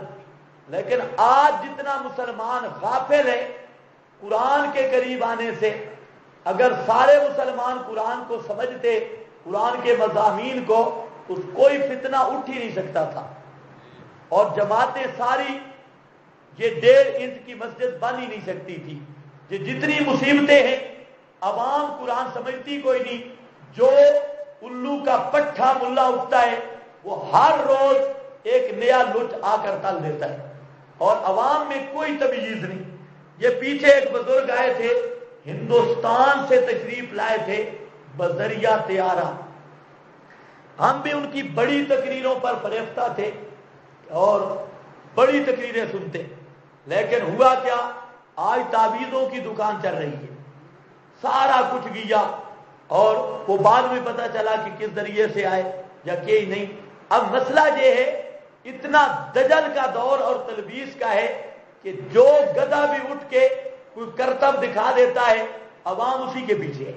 عوام کو پتہ ہی نہیں، حق باطل کی پہچان ہی نہیں ہے، اور وہ پہلے سے بڑا بروپیا نکلتا ہے.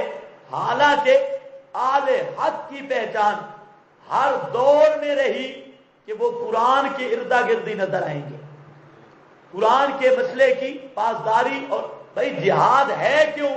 قرآن کے مسئلے کی حفاظت کے لیے نا. تو مسئلہ سمجھنا اچھا ہے پہلے ہے یا حفاظت پہلے؟ خود سمجھا کوئی نہیں تو حفاظت کیا کرے گا؟ ساری جتنی چیزیں ہیں وہ قرآن کے مسئلہ کی حفاظت کے لیے ہیں. لیکن سب سے پہلے قرآن کے ساتھ تعلق اور مسئلہ سمجھنا ضروری ہے. لوگ سمجھتے ہیں یہ مولویوں کا کام ہے. برطانیہ کے وزیر اعظم کا ایک انٹرویو میں پڑھ رہا تھا، برطانیہ کے وزیر اعظم کا انٹرویو تھا. وہ لوگ اپنے حکمران بھی ان کو منتخب کرتے ہیں جو صحیح معنوں میں اپنے مذہب کی معلومات رکھتے ہیں. اور ہمارے یہاں شرط ہے حکمران ایسا ہو جو بالکل الو کا چرخا ہو، اسے اپنے مذہب کا پتہ ہی نہ ہو، اور آئے سورہ اخلاص ہی نہیں، اور آئے درود بھی نہیں پڑھے، والا صلی اللہ والا والا وسلم، والا والا وسلم، یہ درود پڑھا جا رہا ہے، آئے کچھ چیز بھی نہیں. وہ حکمران اس برطانیہ کے وزیر اعظم سے کسی نے پوچھا کہ دنیا میں سب سے زیادہ کس شخصیت سے آپ متاثر ہوئے، اپنے تاثرات بیان کرو.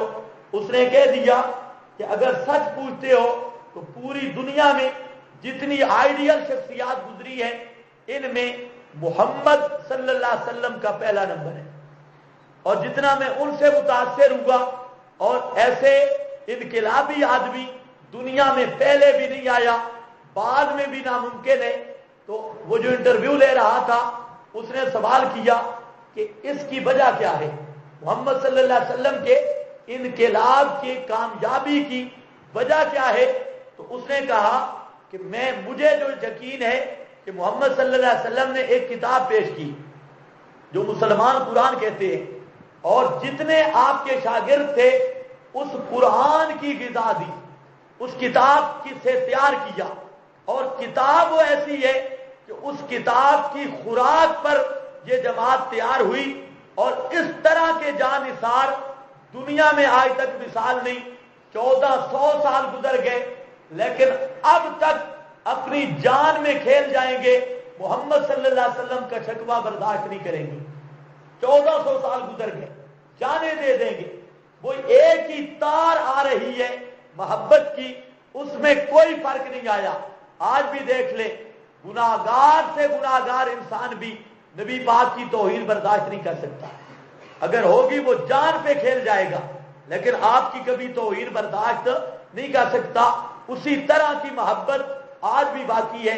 اس نے کہا کہ اس کی وجہ قرآن ہے، ساتھ اس نے ایک جملہ کہا، کہتا ہے کہ ہمیں بھی اس بات کا خطرہ ہے کہ مسلمان اگر اس قرآن پہ اکٹھے ہو جائیں تو دنیا میں سوائے اسلام کے کوئی مذہب بھی نہیں رہ سکتا۔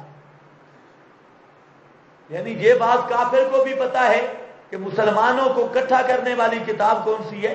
قرآن، لیکن مسلمان کو کوئی پتہ نہیں۔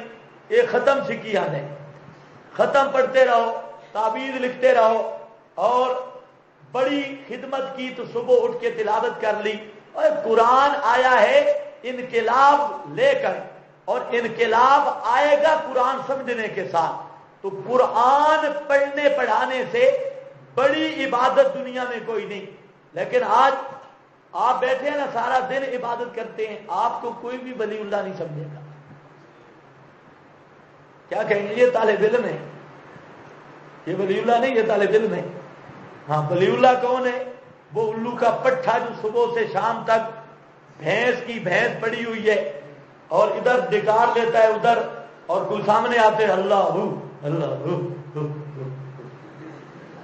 یہ ولی اللہ ہے، بدتی جہان کا معیار ہی بدل گیا، بڑی تسبیح ہو ولی اللہ بن گیا۔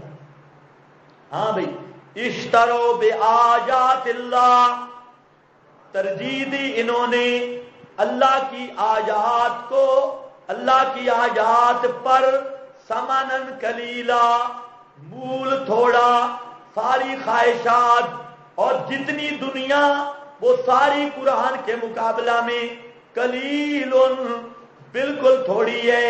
فصدوا عن سبیلہ، پس روکا انہوں نے اللہ کی راہ سے۔ انہم ساء ما کانوا یعملون، یہ بہت برا ہے جو انہوں نے عمل کیا۔ لا یرقبون فی مؤمن، تعمیم بعد تخصیص ہے، نہیں لحاظ کرتے فی مومن، کسی مسلمان کے حق میں، الا رشتہ داری کا، ولا ذمتن، اور نہ آل کا، وَأُولَٰئِكَ هُمُ الْمُعْتَدُونَ، یہی لوگ ہیں معتدون، حد سے نکلنے والے۔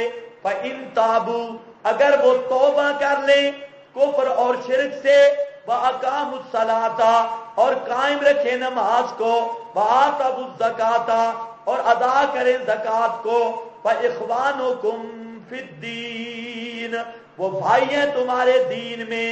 وَنُفَصِّلُ الْآيَاتِ، اور کھول کھول کے بیان کرتے ہیں ہم الآیات، دلائل کو، لِقَوْمٍ يَعْلَمُونَ، واسطے اس قوم کے جو جانتی ہے۔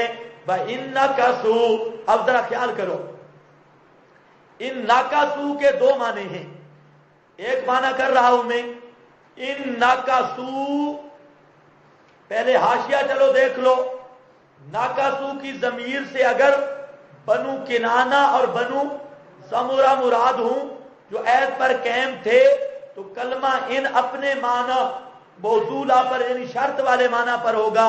اگر اس سے عہد توڑنے والے مشرکین مراد ہوں تو ان بے معنی اذا ہوگا، کیونکہ اس صورت میں نقض عہد مشکوک نہیں تھا بلکہ یقیناً واقع ہو چکا تھا. سمجھ جاؤ گے یا نہیں؟ ان ناکاسو سے مراد کون لے؟ وہ جن کا عہد باقی ہے، تو ان اپنے موصولہ میں ہے. مطلب یہ ہوگا کہ اگر توڑ دیں وہ ایمانہم اپنے عہدوں کو، من بعد عہدہم اپنے عہدوں کے بعد، وطعنوا فی دینکم اور تان کریں، عیب لگائیں تمہارے دین میں، فقاتلوا ائمۃ الکفر تو مارو کفر کے سرداروں کو. انہم لا ایمان لہم ان کا کوئی عہد نہیں تمہارے لیے، لعلہم ینتہون تاکہ وہ بچتے ہوں. کیا سمجھے ہو؟ ان کو شرط والے معنی میں رکھ رہا ہوں کہ اگر وہ بنی زمرہ اور بنی کنانہ وہ اپنا عہد توڑ دیں تو تم بھی ان کے ساتھ کارروائی کرو. لیکن زیادہ صحیح معنی ان بے معنی اذا ہے، اور مراد اس سے وہ مشرک ہیں بنو نذیر وغیرہ جنہوں نے عہد توڑ دیا تھا، وہ مراد ہیں. اور معنی کیا ہے؟ بَإِذَا ان ناکاسو بَإِذَا ناکاسو.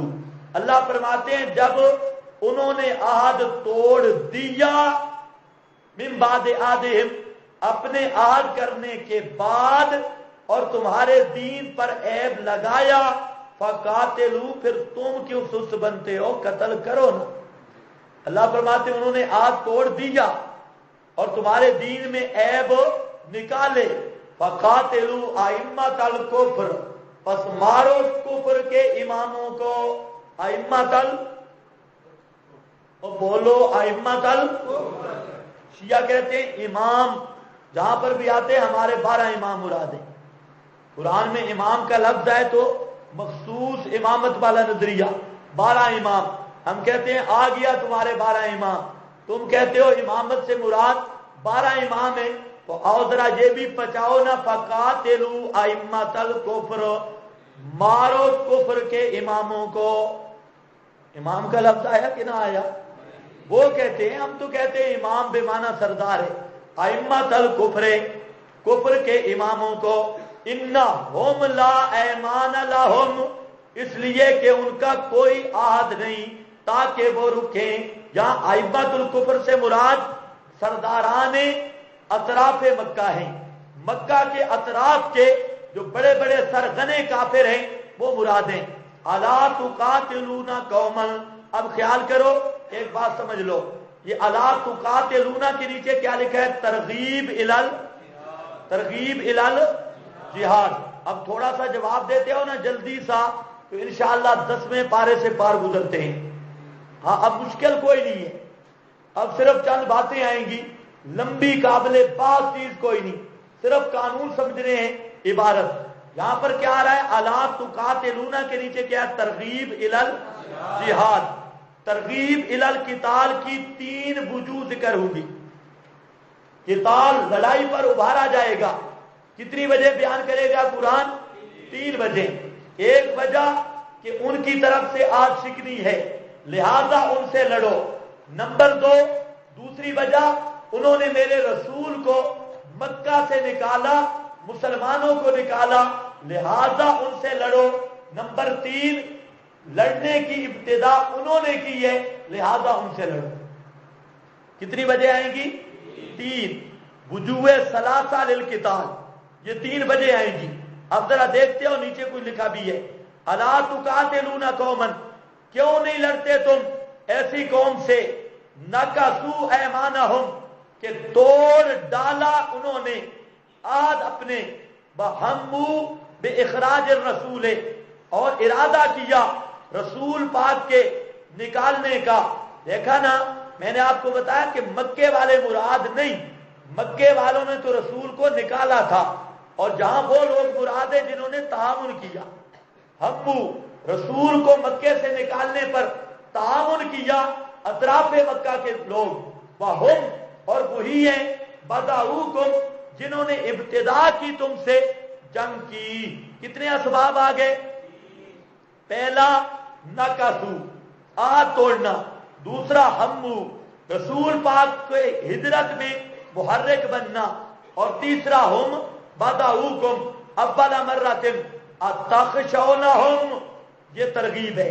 اللہ فرماتے ہیں اے ڈرتے ہو ان سے، فاللہ احق ان تخشوہ، اللہ اس کا زیادہ حقدار ہے، اس سے ڈرو ان کنتم مومنین، اگر ہو تم ایمان والو۔ قاتلوہم یعذبہم اللہ بایدیکم، لڑائی کرو ان سے، عذاب دیتا ہے اللہ ان کو تمہارے ہاتھوں سے، ویخزہم اور رسوا کرتا ہے ان کو۔ جہاں پر 5 وعدے آ رہے ہیں، اللہ فرماتے ہیں قاتلوہم، ان سے لڑو، یہی مقصود ہے سورت کا جہاد۔ اللہ فرماتے ہیں مشرکوں سے لڑو، کیوں؟ یعذبہم اللہ بایدیکم، اللہ کا فیصلہ ہے، اللہ مشرکوں کو سزا دینا چاہتا ہے تمہارے ہاتھوں سے، اللہ مشرکوں کو سزا دینا چاہتا ہے تمہارے ہاتھوں سے۔ میں نے آپ کو بتایا نا انتقام کی 3 صورتیں ہیں۔ ایک انتقام ہوتا ہے کسی نے کسی کو مارا، اب ایک طالب علم نے دوسرے کو مارا، یہ طالب علم آیا استاد کو شکایت لگائی، استاد نے یہ بات کی تو چلا جا میں اس کو سزا دے لیتا ہوں، وہ طالب علم مظلوم چلا گیا اور ظالم کو استاد نے کان پکڑوا دیے، لیکن وہ مظلوم دیکھ نہیں رہا تھا۔ ایک طریقہ یہ ہے۔ دوسرا یہ ہے کہ استاد نے کہہ دیا وہ جو مظلوم طالب علم تھا کہ تو یہاں پر کھڑا ہو، اور اس ظالم طالب علم کو کہا کان پکڑ، اب وہ ذرا آنکھوں سے دیکھ رہا ہے تو مزہ زیادہ ہوگا یا نہیں ہوگا؟ جی، اس انتقام کی چسپ تھوڑی سی زیادہ ہے۔ ایک تیسری حالت بھی ہے، تیسری حالت یہ ہے استاد نے مظلوم طالب علم کو کہا یہ ڈنڈا لو اور اس کو 2-4 اپنے ہاتھ سے لگاؤ، تو اس میں مزہ زیادہ ہوگا یا نہیں؟ اللہ نے تینوں طریقے رکھے۔ پہلی قوموں میں یہ طریقہ تھا اللہ نبی کو اور مومنوں کو بستی سے نکال لیتے اور پیچھے قوموں کو تباہ کر دیتے، ان پہ عذاب آتا، تو یہ پہلا طریقہ تھا۔ دوسرا یہ ہوا حضرت موسیٰ کے ساتھ کہ فرمایا وَأَنْتُمْ تَنْظُرُونَ، کہ تم دیکھ رہے تھے حضرت موسیٰ کے سامنے فرعون کو ڈبویا اور ساری مظلوم قوم فرعون کا ڈوبنا آنکھوں سے دیکھ رہی تھی۔ یہ پہلے کی نسبت کامل طریقہ تھا، لیکن نبی پاک صلی اللہ علیہ وسلم کے صحابہ کا شان سب سے اونچا ہے، اس لیے اللہ نے فرمایا قاتلوہم، صحابہ کو فرمایا تلواریں لو اور اپنے ہاتھ سے مشرکوں کا رگڑا نکال۔ مزہ تو آیا ہے نا؟ ابو جہل نے اتنا تنگ کیا تو اب حضرت عبداللہ ابن مسعود کی پنڈلیاں بھی کمزور تھی، ابن مسعود کا وجود کمزور تھا، لیکن جب ابو جہل کے سینے پہ چڑھ کے بیٹھا، گرایا تو لڑکوں نے تھا لیکن جب سینے پہ چڑھ کے بیٹھا ہوگا ابو جہل نیچے پڑا ہوگا، ابن مسعود اوپر بیٹھا ہوگا سینے پہ چڑھ کے، تو مزہ آیا ہوگا یا نہیں؟ رگڑا جب لگ رہا ہوگا، یہ مقصد ہے، یہی مزہ ہے۔ اللہ فرماتے ہیں قاتلوہم، کہ 13 سال تم نے مظلومی کی زندگی دیکھی اور قسم و قسم کے ظلم تم پہ ہوئے، اب میں اللہ کہتا ہوں قاتلوہم، اب لو ڈنڈے اور پڑ جاؤ مشرکوں پر۔ قاتلوہم یعذبہم اللہ، عذاب دیتا ہے اللہ ان کافروں مشرکوں کو، بے ایدیکم، تمہارے ہاتھوں کے ساتھ، ہاتھ تمہارے ہوں، گردنیں ان کی ہوں، ڈنڈے تمہارے ہوں، وجود ان کا ہو، وَيُخْزِهِمْ، دوسرا وعدہ، ذرا تلواریں اٹھا کے نکلو تا صحیح، یُخْزِهِمْ، اللہ ان کافروں کو ذلیل کرے گا، وَيَنْصُرْكُمْ عَلَيْهِمْ، تیسرا وعدہ، اور نصرت کرے گا تمہاری ان پر. اب دیکھو نا نصرت ہوتی ہے یا نہیں ہوتی؟ ساری دنیا کی آگ برسی ہے افغانستان میں، یہ آپ کو پتہ ہے؟ ساری دنیا کی آگ اور ساری دنیا کی سپر طاقتیں، وہ سپر طاقتیں ساری اکٹھی ہوئی، جو کچھ ہو سکتا تھا انہوں نے آگ برسائی. دنیا کا اسلحے کے تجربے ہوئے، لیکن آگ برسانے والے تھک گئے اور وہ اب واپس جا رہے ہیں. طالبان اب بھی ڈنڈے اٹھا کر اسی طرح کھڑے ہیں. تو اس کو کیا کہتے ہیں؟ یہی تو خدا کی نصرت ہے. او بزرگوں، اب ایک طرف پوری دنیا کی طاقتیں ہوں، خوراکیں ہوں، پوری دنیا کا اسلحہ ہو، جدید قسم کے آلات ہوں، سارا نظام ہو، اور ایک طرف آپ جیسے بزرگ ہوں جن کو روٹی کھانے کا طریقہ بھی نہیں آتا، طالب علم ہوں. وہ کہتے ہیں نا کہ بادشاہ کی لڑکی کسی طالب علم پر فریفتہ ہو گئی، بزرگوں سے سنا ہے. تو یہ کیا ہوگا چمک چمک کے میک اپ شیک کر کے، تو اس نے اصرار کیا کہ میں اسی طالب علم سے ہی شادی کروں گی. اس کو بندوں نے سمجھایا بھائی طالب علم کے ساتھ کیا شادی کرے گی، یہ سارے فارغ ہوتے، طالب علم کے ساتھ شادی نہ کر. اس نے کہا نہیں، بس جو بھی ہو شادی اسی کے ساتھ کروں گی. تو خوش قسمت تھا، وزیر بھی خوش قسمت تھا. اس نے کہہ دیا چلو ٹھیک ہے، ان کی طالب علموں کی دعوت کرتے ہیں. دعوت کر دی. اب کہتے ہیں شہزادی کو کہتے ہیں اب ذرا دیکھنا، دودھ دیا اور دودھ والے برتن میں اتنا بڑا تنکا بھی ڈال دیا. تنکا. اب وہ دودھ پھر رہا ہے، جس طالب علم کے پاس جاتا ہے ٹھیک ہے، پھر وہ پھونک مارتے ہیں تنکا پیچھے، اور وہ پوری مجلس سے دودھ پھر آیا. سب طالب علموں نے پی لیا. وزیر نے کہا اب ذرا دیکھ تنکا ہے اندر. اس نے کہا ہے. اس نے کہا ایسی نکمی قوم ہے، تنکا نکالنے کے لیے تیار کوئی نہیں، جو بھی آیا پھونک مارتا گیا. تو ان کے ساتھ شادی کرے گی تو کیا کون سا پہاڑ حاصل ہوگا، چھوڑ دے. تب اسے جا کے پتا چلا اور بیچاری بچ گئی.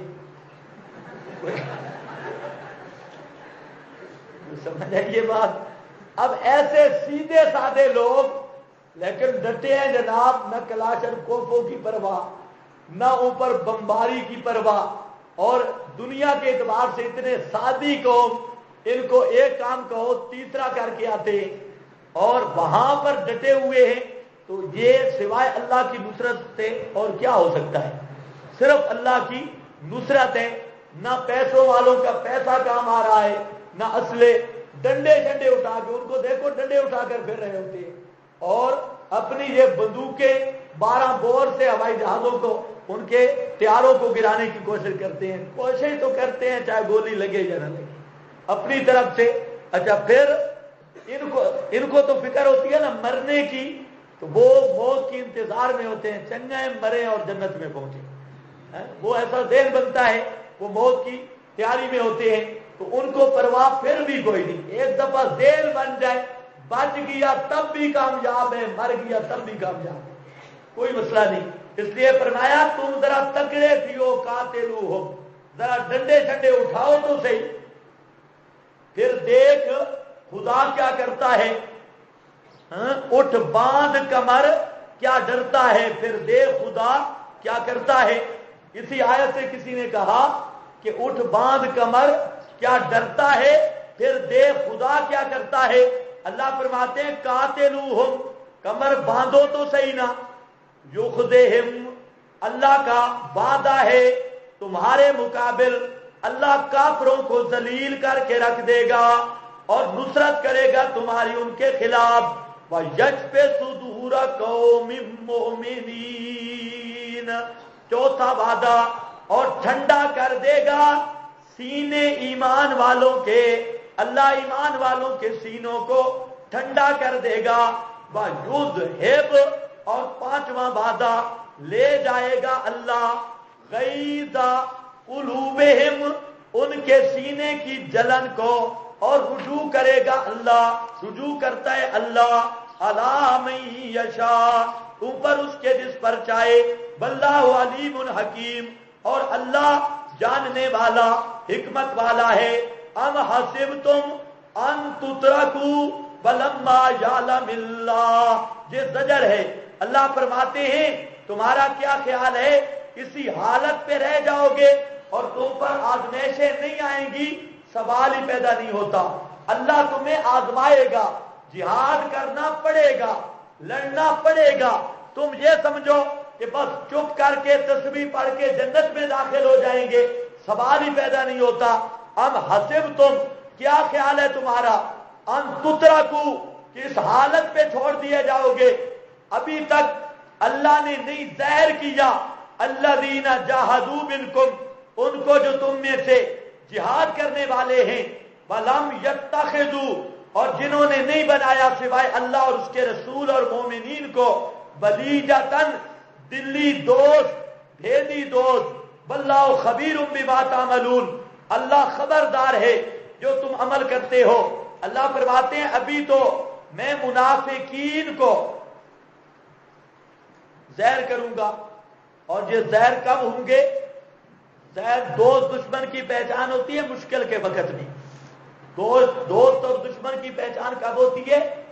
اللہ فرماتے ہیں جہاد کا حکم دیا، اب پتہ چلے گا دنیا کو کہ مخلص کون ہے اور انگوٹھے چومنے والا کون ہے۔ اب بزرگو، اب پتہ چلے گا کہ نبی کا سچا عاشق کون ہے اور 11ویں کے دودھ کا مٹکا پینے والا کون ہے۔ اب پتہ چلے گا نا جہاد میں کہ نبی کا غلام کون ہے اور غلامی رسول میں موت بھی قبول ہے، کہ دیواریں کالی کرنے والا کون ہے۔ یہ پتہ چلے گا کس پر؟ ام حسبتم، اس جہاد والے مسئلے پہ۔ اب دیکھو اللہ کے فضل سے جہاں پر بھی دنیا میں جہاد ہو رہا ہے تو وہ علماء حق، علماء دیوبند کی تنظیمات ہیں۔ کیا سمجھے ہو؟ دنیا میں جہاد آج تک بریلویوں کے مذہب میں شہید کوئی نہیں، یہ مزے کی بات ہے۔ شیعہ مذہب میں تقیہ شہادت ہے ہی نہیں، وہ تقیہ مقابل ہے شہادت کے، وہ تو تقیہ ہے۔ اور بریلوی مذہب میں ان کو چیلنج سے کہو کہ ایک شہید پیش کر دو، تمہارے مذہب میں شہید ہو، مشرک شہید پھر نار ہوتا ہے، ہے ہی نہیں، سب زیادہ کھا کر مرنے والے۔ جو بریلوی مولوی ہوگا معدے کا مریض ہوگا، پوچھ لو ڈاکٹروں حکیموں سے پوچھو، بریلوی مولوی کے لیے لازم ہے معدے کا مریض ہونا۔ اب مریض تو ہونا ہے کہ اگر ایک بوری ہے اس میں 2 من آتے ہیں چھولے یا کوئی اناج آتا ہے، اس میں آپ 2.5 من ڈال دیں تو بوری تو پھٹ جائے گی۔ تو میدا بھی اسی طرح، یہ بیچارہ کتنی چیزیں برداشت کرے۔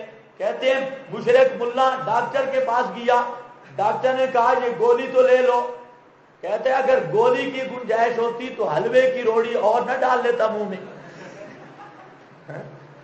اتنی گولی کی جگہ ہی نہیں ہے، اگر جگہ ہوتی تو حلوہ چھوڑتا۔ تو یہ سارے لدھے ملا ہیں اسی کھاج پہ رہنے والے۔ تو پتہ چلتا ہے نا جہاد کے موقع پر کہ جہاد کرنے والا کون ہے؟ جب مائیں صبح صبح اپنے بچوں کے پیٹھ ٹھپ کے کہتی ہیں بیٹا اب واپس نہیں آنا، دین کی خاطر جان کو دینا ہے اور تیری پیٹھ پہ بھی زخم نہ ہوں۔ اب پتہ چلتا ہے نا عشق رسول کے، یہ عشق رسول کیا ہے علماء دیوبند نے۔ کوئی سمجھ آئیے بات؟ یہی فرق ہے بدعتی اور دیوبندی پر، دیوبندی کے درمیان۔ دیوبند والوں نے یہی آج بھی ساری دنیا جانتی ہے کافروں کو خطرہ دیوبند سے ہے، اس لیے وہ کوشش کرتے ہیں دیوبندیوں کو دبایا جائے۔ اب اسی لیے انہوں نے دیوبند میں بھی 2 نمبر کمپنیاں پیدا کی۔ 2 نمبر، یہ جو للہڑ پارٹی مردے سنتے ہیں تو مردے زندہ ہیں، یہ 2 نمبر دیوبندی پیدا کیے گئے صرف دیوبندیت کی قوت ختم کرنے کے لیے اور ان کو آپس میں لڑانے کے لیے ایجنسیوں کی پیداوار۔ ورنہ علماء دیوبند کا عشق بڑا بیوقوف کوئی بیٹھا ہے بھائی، کیا تعویذ لینا دینا جائز ہے؟ تجھے شرم نہیں آئی یہ پرچی لکھتے ہوئے؟ اب بات کیا چل رہی ہے؟ جب تعویذوں کا مسئلہ چلے تو پرچی دھونا. پہلے بھی کئی دفعہ شاید میرا خیال ہے کوئی اناڑی جانگلی آیا یا کوئی شیطان بیٹھا ہے. شیطان کو آج تکلیف ہوگی نا، سبق چل پڑا ہے.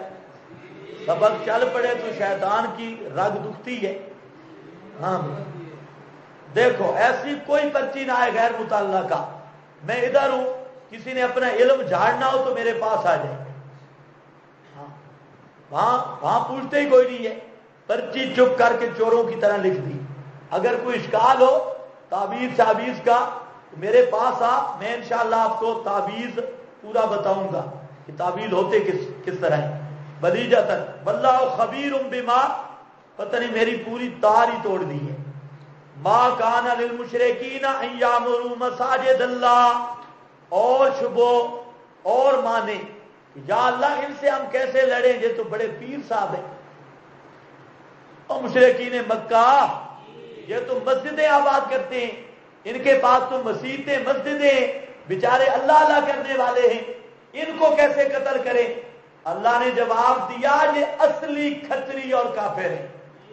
یہ اللہ اللہ کرے، ان کا اللہ اللہ کرنا اللہ اللہ ہی کوئی نہیں. دیکھو ہے مشرک اللہ اللہ کرے تب بھی لانتی ہے، مشرک نماز پڑھے تب بھی لانتی ہے. عقیدہ گندا شرک والا، اللہ کی توحید نہیں. ما کان للمشرکین، سبحان اللہ. ان ایتوں کا اصل ترجمہ بنتا پنجابی میں. پشتو والے خود جانے، تمہارا کام جانے، کیونکہ تم پشتو نہیں سکھاتے تو پھر ایسے ہی کام ہوگا.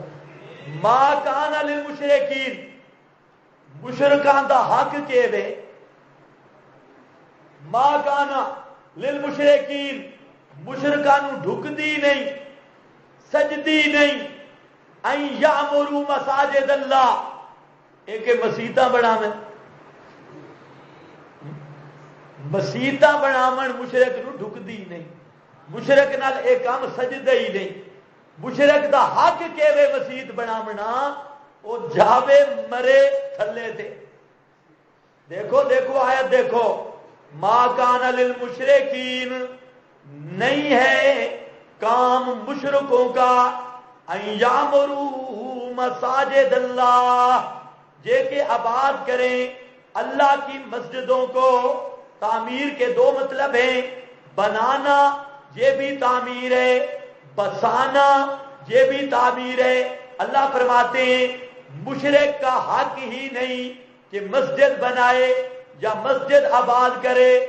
نہیں، یعمروا مساجد اللہ شاہدین علی انفسہم بالکفر، اقرار کرتے ہوئے اپنی جانوں پر کفر کا. اولئک حبطت اعمالہم، یہی لوگ ہیں برباد ہو گئے اعمال ان کے. وفی النار ہم خالدون، اور یہی لوگ ہیں کہ آگ میں ہمیشہ رہیں گے. یا اللہ مشرک مسجد نہیں بنا سکتا، کون بنائے گا؟ فرمایا انما یعمر مساجد اللہ، انما سوائے اس کے نہیں، یعمر مساجد اللہ من آمن باللہ، مسجدیں وہ آباد کرے گا جو توحیدی ہو. آمن باللہ، جو اللہ کی توحید پر ایمان رکھتا ہو، والیوم الآخر، اور دن پچھلے پر بھی یقین رکھتا ہو. واقام الصلاۃ، اور قائم کرتا ہو نماز کو، اور دیتا ہو زکات کو. آگے ذرا خیال کرنا ہے، وَلَمْ يَخْشَ إِلَّا اللَّهَ، وَلَمْ يَخْشَ، اور نہ ڈرتا ہو کسی سے، إِلَّا اللَّهَ، سوا اللہ کے. فَعَسَىٰ أُولَٰئِكَ أَن يَكُونُوا مِنَ الْمُهْتَدِينَ، پس ہو سکتا ہے یہی لوگ مقصود کو پہنچنے والے، مقصود کو پہنچنے والے. اب ذرا دیکھو، اللہ نے قانون بیان کر دیا کہ مشرک مسجد آباد کر سکتا. اس سے فقہا نے مسئلہ لکھا ہے کہ مشرک اور بدعتی مسجد کا متولی نہیں بن سکتا. مسجد کا متولی وہ ہوگا جو کٹر موحد ہوگا. او بزرگوں، ہاں خیال کیا کرو، کئی ہمارے ساتھی بھی مسجد بنا دیتے ہیں، کئی زمینیں دے دیتے ہیں، لیکن یہ خیال نہیں کرتے، کہتے ہم نے مسجد بنوائی. جو آدمی مسجد کی زمین دے رہا ہے یا مسجد پر پیسے دے رہا ہے، اس پر یہ فرض ہے کہ سب سے پہلے جس آدمی کے وہ زمین حوالے کر رہا ہے اس کا عقیدہ اسے پتا ہو. اگر وہ بدعتی ہے، بدعت کرتا ہے، مشرک ہے، یا ایسا مولوی ہے جو کھول کر مسئلہ بیان نہیں کرتا، مسئلے میں ڈنڈی مارتا ہے، عوام کا لحاظ کر کے جو اصل خدا کی توحید کا مسئلہ ہے بیان نہیں کرتا، ایسے آدمی کو مسجد کی جگہ دینا یہ گناہ ہے اللہ کے ہاں. اور اس مسجد پر جگہ دینے کا ایک ٹکے جتنا ثواب نہیں، الٹا گلے میں گناہ پڑے گا، اور جتنے لوگ گمراہ ہوں گے وہ وبال بھی ہوگا اس مسجد بنانے والے پر. کیا سمجھے ہو؟ اس لیے مسجد دینے سے سب سے پہلے اس آدمی کو دیکھو کہ حوالے کس کے کر رہے ہیں، یہ مسجد کا مقصد ہی پورا کر سکتا ہے یا نہیں. اب اللہ نے کیا فرمایا کہ مشرک لوگ یہ ان کا حق ہی نہیں مساجد آباد کریں، ان کا کام ہی نہیں مسجدیں آباد کرنے کا. آج لوگ خیال نہیں کرتے، مسجد کے لیے جگہ دے دیتے ہیں بدعتیوں کو، اور عام طور پہ یہ ہوتا ہے نا، خوشامدی ٹولہ ہر جگہ پہ پھرتا ہے، ادھر گیا اور جی حضرت صاحب، ادھر گیا ہاں جی سر جی، اور یہ خوشامدے تم ہلانے والی پارٹی یہ ہر جگہ پہ پھرتی ہے. اور لوگوں نے صدقہ کرنا ہوتا ہے اپنی مرضی کے مطابق، ہر ایک کی اپنی ترتیب ہے، تو وہ اس چیز کا خیال نہیں کرتے. جو الٹا ثواب کی جگہ فساد اور گناہ منہ لیتے ہیں. قرآن پاک کی یہ آیت مسئلہ یہ سمجھا رہی ہے کہ مسجدوں کے ساتھ مشرکوں کا کوئی تعلق نہیں. رات بھی میں نے عرض کیا، اب بھی آپ بھی جا کر مشرکوں سے مسجدیں آزاد کرواؤ. یہ انشاءاللہ ڈھیلی ہوتی ہے، تھوڑا لگنے کا خطرہ ہے، تھوڑا تھوڑا. مشرک کا مسجد میں کوئی حق نہیں، بدعتی کا مسجد میں کوئی حق نہیں. حضرت عبداللہ ابن مبارک امام بخاری کے، اب دیکھو نا یہ مسجد ہے، اس مسجد میں کوئی رنگ رونگ ٹیپ ٹاپ نہیں، لیکن اللہ کے ہاں جو یہ مسجد آباد ہے اس کی مثال ہی کوئی نہیں. کیونکہ یہ آبادی ہے مسجد کی جو ہم کام کر رہے ہیں، یہ مسجد کی آبادی اللہ کی کتاب کی آواز. اور جو مسجد کی دائری ٹیپ ٹاپ ہے تو یہ علامات قیامت سے ہے. نبی پاک نے فرمایا مساجدہم عامرۃ بھیا خراب من الہدی، ان کی مسجدیں بڑی ٹیپ ٹاپ والی ہوں گی، رنگی رنگائی ہوں گی، لیکن قرآن و سنت کے مسئلہ سے خالی ہوں گی، مسئلہ توحید سے خالی ہوں گی. اگر مسجد جھونپڑی بھی ہے، خدا کی قسم مسئلہ بیان شروع ہو گیا ہے، اس میں مسئلہ بیان ہوتا ہے اللہ کی توحید کا، سنت کا، قرآن کا، تو وہ مسجد سونے کی بنی ہوئی مسجد سے بھی بہتر ہے.